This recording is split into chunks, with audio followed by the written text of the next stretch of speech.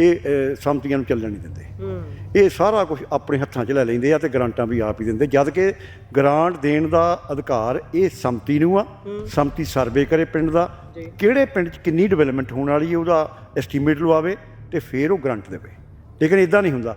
ਜਿਹੜੇ ਐਮਐਲਏ ਕੋਲ ਜਾ ਕੇ ਗੋਡੇ ਗਾਡੇ ਘੁੱਟਦੇ ਆ ਉਹਨਾਂ ਨੂੰ ਲੱਖਾਂ ਰੁਪਈਏ ਮਿਲ ਜਾਂਦੇ ਆ, ਜਿਹੜੇ ਨਹੀਂ ਜਾਂਦੇ ਉਹਨਾਂ ਨੂੰ ਕੁੱਖ ਨਹੀਂ ਮਿਲਦਾ। ਰਾਜੀਵ ਗਾਂਧੀ ਜੀ ਨੇ 73ਵੀਂ ਤੇ 74ਵੀਂ ਸੋਧ ਸੰਵਿਧਾਨ 'ਚ ਕੀਤੀ ਸੀ। ਉਹਦੇ ਮੁਤਾਬਕ 29 ਮਹਿਕਮੇ ਜਿਹੜੇ ਆ ਛੋਟੇ ਛੋਟੇ, ਜਿੱਦਾਂ ਪ੍ਰਾਇਮਰੀ ਸਕੂਲ ਆ, ਡਿਸਪੈਂਸਰੀਆਂ, ਪਟਵਾਰੀਆਂ ਦਾ ਮਹਿਕਮਾ, ਇਹ 29 ਮਹਿਕਮੇ ਪੰਚਾਇਤ ਸੰਮਤੀਆਂ, ਜ਼ਿਲ੍ਹਾ ਪਰਿਸ਼ਦ ਤੇ ਪੰਚਾਇਤਾਂ ਨੂੰ ਦੇਣੇ ਸੀ। ਮੈਂਬਰ ਆਫ ਲੈਜਿਸਲੇਟਿਵ ਅਸੈਂਬਲੀ ਦਾ ਮਤਲਬ ਲਿਆ ਕਾਨੂੰਨ ਘਾੜਾ। ਇਹ ਕਾਨੂੰਨ ਘੜਨ ਵਾਲੇ ਆ, ਇਹ ਕਾਨੂੰਨ ਨੂੰ ਲਾਗੂ ਕਰਨ ਵਾਲੇ ਨਹੀਂ ਹੈ। ਪਰ ਇਹ ਕਾਨੂੰਨ ਲਾਗੂ ਕਰਨ ਤੁਰ ਪੈਂਦੇ ਆ। ਇਹ ਬਲਾਕ ਸੰਮਤੀਆਂ ਤਾਂ ਦਖਲ ਦਿੰਦੇ ਆ, ਜ਼ਿਲ੍ਹਾ ਪਰਿਸ਼ਦ ਤਾਂ ਦਖਲ ਦਿੰਦੇ ਆ ਕਿਉਂਕਿ ਅਸਲ ਵਿੱਚ ਇਹਨਾਂ ਨੂੰ ਆਪ ਹੀ ਨਹੀਂ ਪਤਾ ਵੀ ਸਾਡਾ ਅਸੀਂ ਕਰਨਾ ਕੀ ਆ। ਦੱਖਣ ਦੇ ਵਿੱਚ ਤੁਸੀਂ ਐਮਐਲਏ ਮੰਤਰੀ ਨੂੰ ਜਾਂਦਾ ਦੇਖੋਗੇ, ਗਨਮੈਨ ਨਹੀਂ ਹੋਣਗੇ ਉਹਦੇ ਕੋਲ। ਆਹ ਸਾਡੇ ਉੱਤਰ ਦੇ ਵਿੱਚ ਇਹ 50-50, 100-100 ਗਨਮੈਨ ਲੈਣੇ, ਟੱਟੀ ਨਹੀਂ ਉਤਰਦੀ। ਇਹ ਗਨਮੈਨ ਲਏ ਬਿਨਾਂ ਆਪਣੇ ਆਪ ਨੂੰ ਸਟੇਟਸ ਹੀ ਨਹੀਂ ਸਮਝਦੇ ਤੇ ਕਰ ਰਹੀਆਂ ਨਹੀਂ ਠੱਗੀਆਂ। ਬਲਾਕ ਸੰਮਤੀ ਤੇ ਜ਼ਿਲ੍ਹਾ ਪਰਿਸ਼ਦ ਦੇ ਕੋਲ ਜਿਹੜੇ ਪੈਸੇ ਆਉਂਦੇ ਨੇ ਉਹ ਕਿਹੜੇ ਹੁੰਦੇ ਨੇ? ਉਹ ਸੈਂਟਰ ਦੇ ਕੋਲੋਂ ਗਰਾਂਟਾਂ ਆਉਂਦੀਆਂ ਵਿੱਤ ਕਮਿਸ਼ਨ ਦੇ ਜ਼ਰੀਏ, ਵਿੱਤ ਕਮਿਸ਼ਨ ਜਰੀਏ। ਦੂਜਾ ਜਿਹੜੀ ਆਪਾਂ ਫਸਲਾਂ ਦੇ ਉੱਤੇ, ਫਸਲਾਂ ਜਿੰਨੀਆਂ ਵੀ ਮੰਡੀ 'ਚ ਭੇਜਦੇ ਆ ਉਹਦੀ ਇੱਕ ਫੀਸ ਆ, ਰੂਰਲ ਡਿਵੈਲਪਮੈਂਟ, ਉਹ ਪੈਸਾ ਇਹਨਾਂ ਕੋਲ ਆਉਂਦਾ। ਠੀਕ ਹੈ। ਤੇ ਉਹ ਪੈਸੇ ਦੀ ਵਰਤੋਂ ਜਿਹੜੀ ਉਹ ਸਹੀ ਨਹੀਂ। ਜ਼ਿਲ੍ਹਾ ਪਰਿਸ਼ਦ ਦੇ ਚੇਅਰਮੈਨ ਬਣਦੇ ਆ, ਵੀਡੀਓ ਤਾਂ ਉਹਨੂੰ ਪੁੱਛਦਾ ਹੀ ਨਹੀਂ ਉਹਨਾਂ ਨੂੰ। ਵੀਡੀਓ ਸਿੱਧੇ ਖਾਤੇ 'ਚ ਪੈਸੇ ਆਉਣੇ ਡੀਸੀ ਤੋਂ। ਇਹਨਾਂ ਦੀ ਸਿਰਫ ਕੁਰਸੀ ਆ ਬਲਾਕ ਦੀ ਚੇਅਰਮੈਨ ਦੀ, ਹੋਰ ਕੱਖ ਨਹੀਂ। ਸਰਪੰਚਾਂ ਨੂੰ ਚਾਹੀਦੀਆਂ ਹੁੰਦੀਆਂ ਗਰਾਂਟਾਂ। ਹਾਂਜੀ। ਉਹ ਗਰਾਂਟਾਂ ਮਿਲਣੀਆਂ ਐਮਐਲਏ ਤੋਂ। ਹਾਂਜੀ। ਸਰਪੰਚ ਬਹੁਤੇ ਐਮਐਲਏ ਦੇ ਦਲਾਲ ਬਣ ਜਾਂਦੇ। ਪਰ ਨਹੀਂ, ਕਿਸੇ ਪਾਰਟੀ ਨੂੰ ਤੁਸੀਂ ਐਮਐਲਏ ਦੀ ਗੱਲ ਕਰ ਰਹੇ ਹੋ, ਪਰ ਬਹੁਤਾ ਟਾਈਮਿੰਗ ਹੁਣ ਤਾਂ ਬਹੁਤ ਹੋ ਗਿਆ। ਪੰਜਾਬ ਸਰਕਾਰ ਨੇ ਪੰਜਾਬ ਦੇ ਖਜ਼ਾਨੇ ਚੋਂ ਪੰਜਾਬ ਨੂੰ ਦਿੱਤਾ ਕਦੋਂ ਪੈਸਾ? ਪੰਜਾਬ ਦਾ ਪੰਚਾਇਤੀ ਰਾਜ ਸਿਸਟਮ ਤਾਂ ਸੈਂਟਰ ਦੀਆਂ ਪੈਸੇ ਨਾਲ ਚੱਲੀ ਜਾਂਦਾ, ਨਹੀਂ ਦਿੱਤਾ ਗਿਆ। ਬਹੁਤ ਲੰਬਾ ਸਮਾਂ ਸਰਕਾਰ ਆ, ਭਗਵੰਤ ਮਾਨ ਦੀ ਸਰਕਾਰ ਨੇ ਅੱਜ ਤੱਕ ਕੋਈ ਗ੍ਰਾਂਟ ਪੰਜਾਬ ਦੇ ਵਿੱਚ ਨਹੀਂ ਦਿੱਤੀ। 1 ਰੁਪਈਆ ਵੀ ਨਹੀਂ ਆਇਆ ਪਿੰਡ ਦੀਆਂ, ਇੱਕ ਪੈਸਾ ਨਹੀਂ ਦਿਆ, ਸਾਰਾ ਸੈਂਟਰ ਦਾ ਪੈਸਾ ਹੈ, ਸੈਂਟਰ ਦਾ ਪਿਆ। ਸਤਿ ਸ਼੍ਰੀ ਅਕਾਲ। ਪੰਜਾਬੀ ਰੇਡੀਓ ਤੇ ਪੰਜਾਬੀ ਟੀਵੀ ਯੂਐਸਏ ਇਸ ਸਮੇਂ ਤੁਸੀਂ ਵੇਖ ਰਹੇ ਹੋ। ਪੰਜਾਬ ਦੇ ਵਿੱਚ ਜ਼ਿਲ੍ਹਾ ਪਰਿਸ਼ਦ ਬਲਾਕ ਸੰਮਤੀ ਦੀਆਂ ਚੋਣਾਂ ਦੇ ਲਈ ਐਲਾਨ ਹੋ ਗਿਆ। ਉਸ ਤੋਂ ਬਾਅਦ ਨੋਮੀਨੇਸ਼ਨਾਂ ਫਾਈਲ ਹੋਈਆਂ, ਪ੍ਰਚਾਰ ਆਪਣੇ ਆਪਣੇ ਪੱਧਰ ਤੇ ਕੀਤਾ ਜਾ ਰਿਹਾ ਹੈ। ਪ੍ਰਚਾਰ ਹੋ ਰਿਹਾ ਹੈ, ਨੋਮੀਨੇਸ਼ਨਾਂ ਫਾਈਲ ਹੋਈਆਂ ਨੇ, ਸਾਰਾ ਕੁਝ ਹੋਇਆ ਹੈ। ਪਰ ਕੀ ਧਰਾਤਲ ਤੇ ਲੜ ਰਹੇ ਕੈਂਡੀਡੇਟਾਂ ਨੂੰ ਇਸ ਗੱਲ ਦਾ ਗਿਆਨ ਹੈ ਵੀ ਭਾਈ ਇਹਨਾਂ ਵਿਅਕਤੀਆਂ ਦੀਆਂ ਤਾਕਤਾਂ ਕੀ ਹੁੰਦੀਆਂ ਨੇ? ਜਿਹੜਾ ਜ਼ਿਲ੍ਹਾ ਪਰਿਸ਼ਦ ਮੈਂਬਰ ਬਣਦਾ ਹੈ, ਜਿਹੜਾ ਬਲਾਕ ਸੰਮਤੀ ਜਿੱਤਦਾ ਹੈ, ਉਸ ਦੇ ਕੋਲ ਤਾਕਤਾਂ ਕੀ ਹੁੰਦੀਆਂ ਨੇ? ਉਹਦੇ ਬਾਰੇ ਗੱਲ ਕਰਾਂਗੇ। ਮੇਰੇ ਨਾਲ ਕੇਵਲ ਸਿੰਘ ਹਜ਼ਾਰਾ ਹੁਣ ਮੌਜੂਦ ਨੇ। ਮੈਂ ਪਹਿਲਾਂ ਇਹਨਾਂ ਨਾਲ ਹੀ ਗੱਲ ਕਰ ਰਿਹਾ ਸੀ ਤੇ ਅਸੀਂ ਡਿਸਕਸ ਕਰ ਰਹੇ ਸੀ ਵੀ ਭਾਈ ਹਰੇਕ ਕਿਸੇ ਨੂੰ ਚਾਹ ਹੁੰਦੀ ਹੈ ਵੀ ਪਾਵਰ ਮਿਲੇ, ਪਰ ਉਹ ਪਾਵਰ ਪਤਾ ਵੀ ਹੈ ਹਾਸਲ ਕਰਨ ਵਾਲਿਆਂ ਨੂੰ ਵੀ ਉਹ ਉਸ ਪਾਵਰ ਨਾਲ ਕੀ ਕਰ ਸਕਦੇ ਨੇ, ਜਾਂ ਉਹਨਾਂ ਦੀ ਪਾਵਰ ਦਾ ਮਿਸਯੂਜ਼ ਕੌਣ ਕਰੀ ਜਾਂਦਾ ਹੈ ਉਹਨਾਂ ਨੂੰ ਪਤਾ ਹੀ ਨਹੀਂ ਹੈ, ਉਹਨਾਂ ਨੂੰ ਕਿਵੇਂ ਵਰਤਿਆ ਜਾਂਦਾ ਹੈ ਉਹਨਾਂ ਨੂੰ ਪਤਾ ਹੀ ਨਹੀਂ ਹੈ। ਬਹੁਤ ਬਹੁਤ ਸਵਾਗਤ ਹੈ ਜੀ। ਸਤਿ ਸ਼੍ਰੀ ਅਕਾਲ। ਸਤਿ ਸ਼੍ਰੀ ਅਕਾਲ ਜੀ।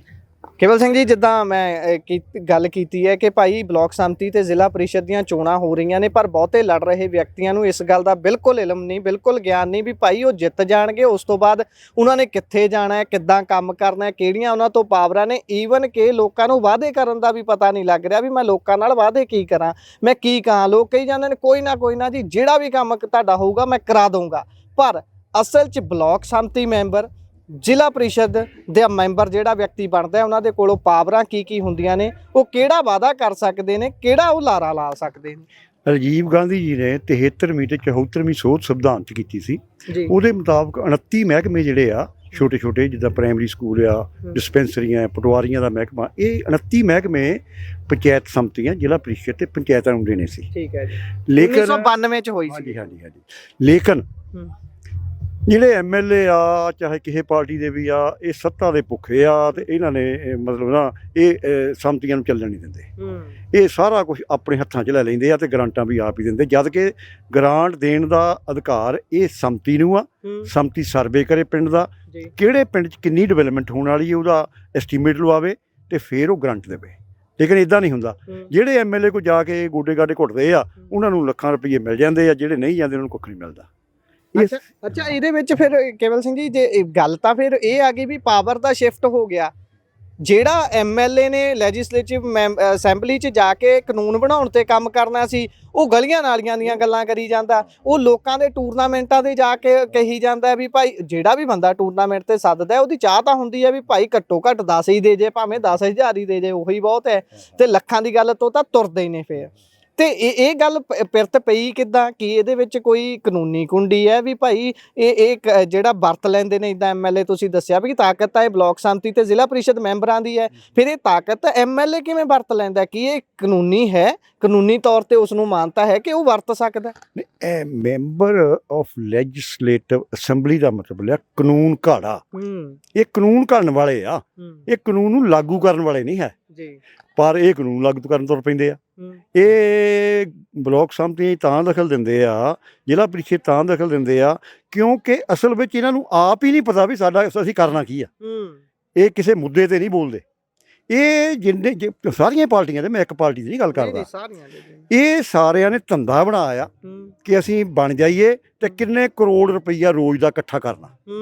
ਤਨਖਾਹਾਂ ਆਪਣੀਆਂ ਆਪੇ ਹੀ ਵਧਾਈ ਜਾਂਦੇ ਆ, ਪੈਨਸ਼ਨਾਂ ਆਪਣੀਆਂ ਵਧਾਈ ਜਾਂਦੇ ਆ, ਹੋਰ ਸਹੂਲਤਾਂ ਵਧਾਈ ਜਾਂਦੇ ਆ, ਥਾਣਿਆਂ 'ਚ ਵੱਖਰੇ ਐਸਐਚਓ ਲਾ ਕੇ ਆਪਣੀ ਮਰਜ਼ੀ ਦੇ ਉਹਨਾਂ ਰਾਹੀਂ ਮਤਲਬ 2 ਨੰਬਰ ਦਾ ਧੰਦਾ ਕਰਦੇ ਤੇ ਪੈਸੇ ਲੈਂਦੇ ਆ। ਚਿੱਟਾ ਵੇਚ ਕੇ ਇਹ ਲੈਂਦੇ ਆ, ਤਹਿਸੀਲਾਂ ਤੋਂ ਇਹ ਲੈਂਦੇ ਆ, ਡਿਵੈਲਪਮੈਂਟ ਦੇ ਵਿੱਚੋਂ ਸੜਕਾਂ ਬਣਾਉਣੀਆਂ, ਠੇਕੇਦਾਰ ਨੂੰ ਠੇਕਾ ਹੀ ਉਹਨੂੰ ਦੇਣਾ ਜਿਹੜਾ ਉਹਦੇ ਵਿੱਚੋਂ ਚਹੇਤੇ ਨੂੰ ਜਿਹੜਾ ਉਹਦੇ ਵਿੱਚੋਂ ਹਿੱਸਾ ਦੇਵੇ ਮੋਟਾ। ਇਸ ਕਰਕੇ ਸੜਕਾਂ ਬਣਦੇ ਸਾਰੀ ਟੁੱਟ ਜਾਂਦੀਆਂ। ਅੱਛਾ, ਜਦੋਂ ਆਪਾਂ ਸਾਊਥ ਦੀਆਂ ਸਟੇਟਾਂ ਦੀ ਗੱਲ ਕਰਦੇ ਹਾਂ ਉੱਥੇ ਜਾਂ ਫਿਰ ਆਦੀਵਾਸੀ ਲੋਕਾਂ ਦੀ ਜਦੋਂ ਗੱਲ ਕਰਦੇ ਹਾਂ, ਜਦੋਂ ਉਹਨਾਂ ਦੀਆਂ ਪੰਚਾਇਤੀ ਰਾਜ ਸਿਸਟਮ ਨੂੰ ਸਮਝ ਦੀ ਗੱਲ ਕਰਦੇ ਹਾਂ, ਉਹ ਆਪਣੇ ਨਾਲੋਂ ਕਿਤੇ ਡਿਵੈਲਪ ਨੇ। ਉਹ ਤਾਂ ਕਹਿੰਦੇ ਨੇ ਕਿਹੜੀ ਸਰਕਾਰ, ਕਿਹੜੀ ਸਟੇਟ ਅਸੈਂਬਲੀ, ਅਸੀਂ ਨਹੀਂ ਮੰਨਦੇ, ਸਾਡੀ ਪੰਚਾਇਤ ਸਾਡੀ ਸਭ ਤੋਂ ਵੱਡੀ ਸਰਕਾਰ ਹੈ, ਅਸੀਂ ਉਹਦੇ ਨਾਲ ਹੀ ਫੈਸਲੇ ਲੈਣੇ ਨੇ। ਆਪਾਂ ਦੇਖਿਆ ਕਿ ਵੱਡੀਆਂ ਵੱਡੀਆਂ ਕੰਪਨੀਆਂ ਨੂੰ ਉਹਨਾਂ ਨੇ ਦਰਵਾਜ਼ੇ ਤੋਂ ਮੋੜਿਆ ਵੀ ਭਾਈ ਤੁਸੀਂ ਨਹੀਂ ਕਰ ਸਕਦੇ। ਪਹਿਲਾਂ ਤਾਂ ਆਪਣੇ ਲੈਂਡ ਪੂਲਿੰਗ ਵਿੱਚ ਤਾਂ ਲੋਕਾਂ ਨੂੰ ਪਤਾ ਲੱਗਾ ਵੀ ਅਸੀਂ ਪਿੰਡਾਂ 'ਚ ਮਤਾ ਕਿਵੇਂ ਪਾਉਣਾ, ਉਸ ਤੋਂ ਪਹਿਲਾਂ ਤਾਂ ਇਹ ਵੀ ਸਮਝ ਨਹੀਂ ਸੀ। ਤੇ ਇਹ ਸਾਰੀ ਜਦੋਂ ਗੱਲਬਾਤ ਹੈ, ਇਹਨੂੰ ਕਿਉਂ ਨਹੀਂ ਸਮਝ ਲੈਣ ਦੇਣਾ ਚਾਹੁੰਦੇ ਜਿਹੜੇ ਲੀਡਰ ਨੇ, ਜਾਂ ਫਿਰ ਲੋਕ ਆਪ ਨਹੀਂ ਸਮਝਣਾ ਚਾਹੁੰਦੇ ਵੀ ਭਾਈ ਇਸ ਵਿਅਕਤੀ ਦੀ ਤਾਕਤ ਇਹ ਹੈ, ਐਮਐਲਏ ਦੀ ਤਾਕਤ ਇੱਥੋਂ ਤੱਕ ਹੈ, ਜ਼ਿਲ੍ਹਾ ਪ੍ਰੀਸ਼ਦ ਦੀ ਤਾਕਤ ਇੱਥੋਂ ਤੱਕ ਹੈ, ਬਲਾਕ ਸੰਮਤੀ ਮੈਂਬਰ ਦੀ ਤਾਕਤ ਇੱਥੋਂ ਤੱਕ ਹੈ। ਇਹ ਲੋਕ ਨਹੀਂ ਸਮਝਦੇ ਜਾਂ ਲੋਕਾਂ ਨੂੰ ਸਮਝਣ ਨਹੀਂ ਦਿੱਤਾ ਜਾਂਦਾ, ਜਾਂ ਕੁੰਡੀ ਹੈਗੀ ਕਿੱਥੇ ਹੈ? ਇਹ ਐਜੂਕੇਸ਼ਨ ਕਿੱਦਾਂ ਆਊ ਲੋਕਾਂ ਨੂੰ? ਜਿੱਦਾਂ ਮੈਂ ਆਦੀਵਾਸੀਆਂ ਦੀ ਗੱਲ ਕੀਤੀ, ਉਹਨਾਂ ਨੂੰ ਵੀ ਤਾਂ ਕਿਸੇ ਨੇ ਸਿਖਾਇਆ ਹੋਊ ਜਾਂ ਆਪ ਸਿੱਖ ਗਏ? ਦੇਖੋ, ਦੱਖਣ ਦੇ ਵਿੱਚ ਪੰਚਾਇਤੀ ਸਿਸਟਮ ਮਜ਼ਬੂਤ ਆ। ਦੱਖਣ ਦੇ ਵਿੱਚ ਤੁਸੀਂ ਐਮਐਲਏ ਮੰਤਰੀ ਨੂੰ ਜਾਂਦਾ ਦੇਖੋਗੇ, ਗਨਮੈਨ ਨਹੀਂ ਹੋਣਗੇ ਉਹਦੇ ਕੋਲ।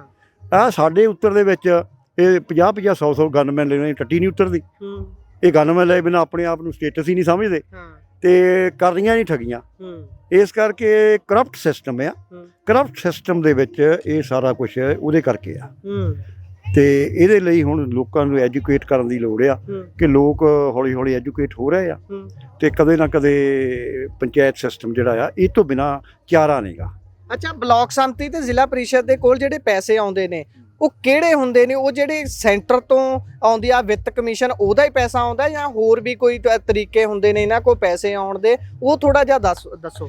ਇੱਕ ਤਾਂ ਜਿਹੜਾ ਸੈਂਟਰ ਦੇ ਕੋਲੋਂ ਗ੍ਰਾਂਟਾਂ ਆਉਂਦੀਆਂ ਵਿੱਤ ਕਮਿਸ਼ਨ ਦੇ ਜ਼ਰੀਏ, ਵਿੱਤ ਕਮਿਸ਼ਨ ਜਰੀਏ। ਦੂਜਾ ਜਿਹੜੇ ਆਪਾਂ ਫਸਲਾਂ ਦੇ ਉੱਤੇ ਫਸਲਾਂ ਜਿੰਨੀਆਂ ਵੀ ਮੰਡੀ 'ਚ ਭੇਜਦੇ ਆ ਉਹਦੀ ਇੱਕ ਫੀਸ ਆ, ਰੂਰਲ ਡਿਵੈਲਪਮੈਂਟ। ਉਹ ਪੈਸਾ ਇਹਨਾਂ ਕੋਲ ਆਉਂਦਾ। ਠੀਕ ਹੈ। ਤੇ ਉਹ ਪੈਸੇ ਦੀ ਵਰਤੋਂ ਜਿਹੜੀ ਉਹ ਸਹੀ ਨਹੀਂ ਹੋ ਰਹੀ ਸਾਡੇ ਹਿਸਾਬ ਨਾਲ। ਪੰਚਾਇਤ ਫੰਡ ਜੀ ਸਹੀ ਨਹੀਂ ਹੋ ਰਹੀ।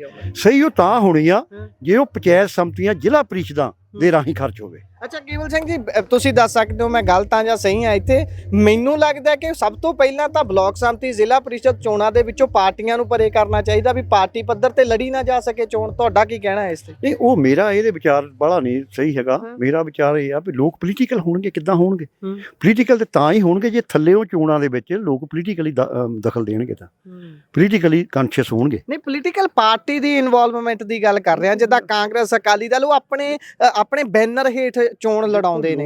ਆਜ਼ਾਦ ਕਿਉਂ ਨਾ ਲੜਨ? ਦੇਖੋ, ਲੋਕ ਰਾਜ ਦੇ ਵਿੱਚ ਪੋਲੀਟੀਕਲ ਪਾਰਟੀਆਂ ਤੋਂ ਬਿਨਾਂ ਸਿਸਟਮ ਚੱਲ ਨਹੀਂ ਸਕਦਾ। ਠੀਕ ਹੈ। ਪੋਲੀਟੀਕਲ ਜੇ ਪਾਰਟੀਆਂ ਨੂੰ ਖਤਮ ਕਰ ਦਿਆਂਗੇ ਤਾਂ ਫਿਰ ਤਾਂ ਅਨਾਰਕੀ ਫੈਲ ਜਾਊਗੀ।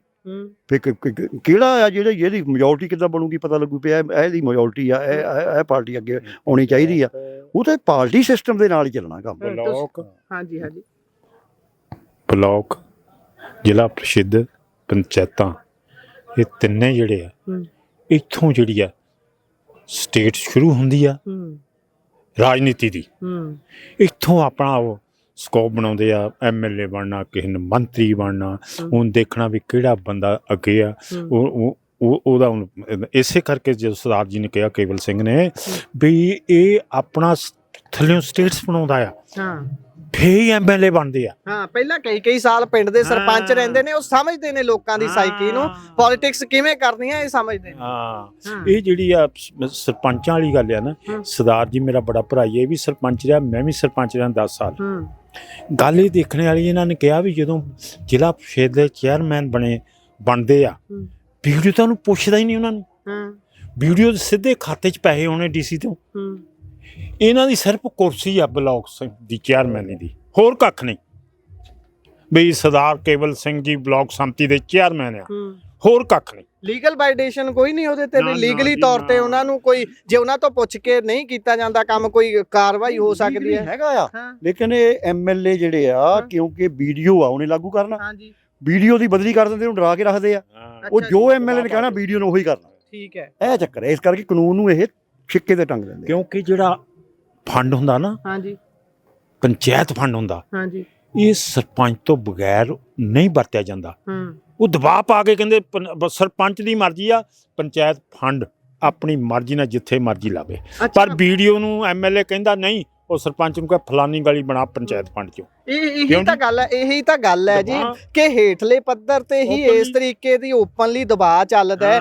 ਪਰ ਸਰਪੰਚ ਨੂੰ ਆਪਣੀ ਮਰਜ਼ੀ ਨਹੀਂ ਚਲਾਉਣ ਦਿੱਤੀ ਜਾਂਦੀ। BDPO ਕਹਿੰਦਾ ਵੀ ਭਾਈ ਨਹੀਂ ਤਾਂ ਮੈਂ ਤੈਨੂੰ ਐ ਕਰ ਦੂੰ, ਤੇਰਾ ਐ ਕਰ ਦੂੰ, ਉਹ ਕਰ ਦੂੰ। ਇਹ ਦਬਾਅ ਵਾਲੀ ਗੱਲ ਫਿਰ ਇਹ ਨਿਕਲੂ ਕਿੱਦਾਂ ਲੋਕਾਂ ਨੂੰ ਸਮਝਾਇਆ ਜਾਵੇ ਵੀ ਭਾਈ ਇੱਥੇ ਤੁਹਾਡੀ ਪਾਵਰ ਹੈ, ਤੁਸੀਂ ਵਰਤ ਸਕਦੇ ਹੋ। ਇੱਕ ਤਾਂ ਹੱਕ ਹੈਗਾ, ਉਹ ਮਤਾ ਪਾ ਸਕਦੇ ਨੇ ਵੀ ਭਾਈ ਤੁਸੀਂ ਸਾਡੇ ਪੁੱਛੇ ਬਿਨਾਂ ਪੈਸੇ ਕਿਵੇਂ ਵਰਤ ਸਕਦੇ ਹੋ। ਹੁਣ 29 ਡਿਪਾਰਟਮੈਂਟ ਦੇਣ ਦੀ ਗੱਲ ਹੈ ਪੰਚਾਇਤੀ ਰਾਜ ਸੈਟਅਪ ਦੇ ਵਿੱਚ, ਹੇਠਲੇ ਪੱਧਰ ਤੇ ਜਿਹੜੀ 92 ਦੀ ਸੋਧ ਹੋਈ ਹੈ, ਉਹ ਨਹੀਂ ਦਿੱਤੇ ਗਏ। ਉਹ ਕਿਉਂ ਨਹੀਂ ਦੇਣਾ ਚਾਹੁੰਦੇ? ਇਹੀ ਤਾਂ ਗੱਲ ਦਾ ਡਰ ਹੈ ਵੀ ਭਾਈ ਉਹ ਥੱਲੇ ਜਦੋਂ ਸਾਰਾ ਸੈਟਅਪ ਆ ਜਾਊਗਾ, ਸਟਰਕਚਰ ਹੇਠਾਂ ਚੱਲਣ ਲੱਗ ਜਾਊਗਾ। ਕਰਪਟ ਆ, ਉਹ ਕਿਵੇਂ ਵੀਡੀਓ ਦੀ ਸ਼ਿਕਾਇਤ ਕਰੂ, ਕਿਹਦੀ ਕਰੂ? ਉਹ ਜਦ ਆਪ ਹੀ ਚੋਰ ਆ ਤੇ ਦੂਜਿਆਂ ਨੂੰ ਚੋਰ ਕਿਵੇਂ ਕਵਾਂਗੇ? ਇੱਕ ਵੀਡੀਓ ਜਿਹੜਾ ਉਹਨੇ ਸਰਪੰਚ ਨੂੰ ਜੋ ਕਹਿਣਾ ਕਰਨਾ, ਸਰਪੰਚ ਦਾ ਆਪ ਉਹਨਾਂ ਦੋਨੇ ਇੱਕੋ ਚੀਜ਼ ਹੁੰਦੀ ਆ। ਠੀਕ ਆ, ਜਿਹੜੇ ਹੋਨੈਸਟ ਆ ਉਹਨਾਂ ਨੂੰ ਬਸ ਕਰਨੇ ਚੱਲ ਬਾਹਰ। ਪਰ ਮੈਨੂੰ ਲੱਗਦਾ ਕਿ BDO ਤੋਂ ਕੰਮ ਕਰਾਉਣਾ ਸਰਪੰਚ ਦਾ ਕੰਮ ਹੈ। ਸਰਪੰਚ ਹੋਣੀ ਮਤਾ ਪਾਉਣ ਵੀ ਆਹ ਕਹਿਣ ਵੀ ਭਾਈ ਅਸੀਂ ਆਪਣੇ ਪਿੰਡ 'ਚ ਆਹ ਕਰਨਾ ਚਾਹੁੰਦੇ ਆ। ਜਿਹੜਾ ਸੈਕਟਰੀ ਆ, ਪੰਚਾਇਤ ਸੈਕਟਰੀ ਆ, ਉਹ ਪੰਚਾਇਤ ਦਾ ਨੌਕਰ ਆ, ਤੇ ਉਹ ਤਾਂ ਸਰਪੰਚ ਨੂੰ ਬੁਲਾਉਂਦਾ ਵੀ ਨਹੀਂ। ਉਹਨੇ ਤਾਂ ਐਂ ਕੁੰਡੀ ਪਾਈ ਹੁੰਦੀ ਆ, ਜੇ ਇਹਨੂੰ ਦੇਣਾ ਮਾਲ, ਵੀਡੀਓ ਨੂੰ ਪਹੁੰਚਾਉਣਾ। ਅਸਲ 'ਚ ਸਰਪੰਚਾਂ ਨੂੰ ਚਾਹੀਦੀਆਂ ਹੁੰਦੀਆਂ ਗਰਾਂਟਾਂ। ਉਹ ਗਰਾਂਟਾਂ ਮਿਲਣੀਆਂ MLA ਤੋਂ।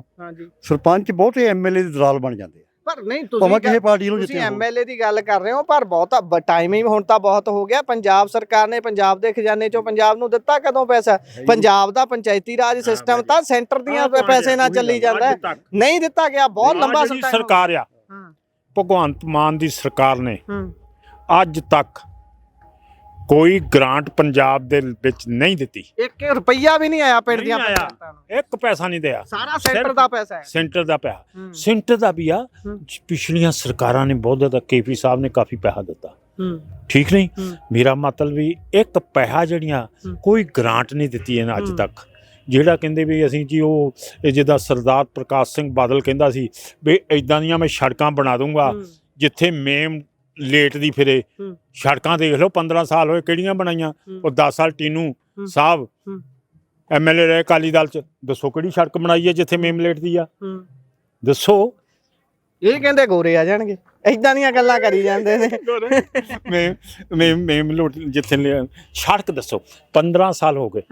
15 ਸਾਲ ਦਾ PW ਦਾ ਰਿਕਾਰਡ ਕੱਢ ਕੇ ਦੇਖੋ, ਉਹਦੇ ਵਿੱਚ ਨਹੀਂ ਵਕੀਲ ਕਾਗਜ਼ਾਂ ਦੇ ਵਿੱਚ 3 ਵਾਰੀ ਬਣਾਤੀਆਂ। ਠੀਕ ਹੈ, ਤੁਸੀਂ ਸੜਕਾਂ ਤੇ ਫਿਰਦੇ ਹੀ ਆ, ਤੁਹਾਡੇ ਪਿੰਡ ਨਾਲ ਕਿੱਦਾਂ ਦੀਆਂ ਸੜਕਾਂ? ਅੱਛਾ, ਇਸ ਤੋਂ ਆਖਰੀ ਸਵਾਲ ਹੈ। ਮੈਨੂੰ ਲੱਗਦਾ ਇਹ ਵਿਸ਼ਾ ਬਹੁਤ ਵਿਸ਼ਾਲ ਹੈ, ਜਿੰਨੀ ਇਸ ਤੇ ਗੱਲ ਕਰ ਲਈ ਜਾਵੇ ਉਨੀ ਥੋੜੀ ਹੈ। ਹੁਣ ਮਨਰੇਗਾ ਦਾ ਕੰਮ ਚੱਲਦਾ ਹੈ, ਮਨਰੇਗਾ ਦੇ ਵਿੱਚ ਵੀ ਧਾਂਦਲੀ ਕਰੀ ਜਾਂਦੇ ਨੇ। ਸਰਪੰਚ ਕਹਿੰਦੇ 50 ਕਾਰਡ। ਇੱਕ ਮਿੰਟ ਮੈਂ ਦੱਸ, ਅੰਗਰੇਜ਼ਾਂ ਦੇ ਵਿੱਚ ਧਾਂਦਲੀ ਕਿੱਦਾਂ ਹੁੰਦੀ ਹੈ? ਠੀਕ ਹੈ, ਇਹ 'ਚ ਬਹੁਤ ਵੱਡੀ ਧਾਂਦਲੀ ਹੋ ਰਹੀ ਹੈ।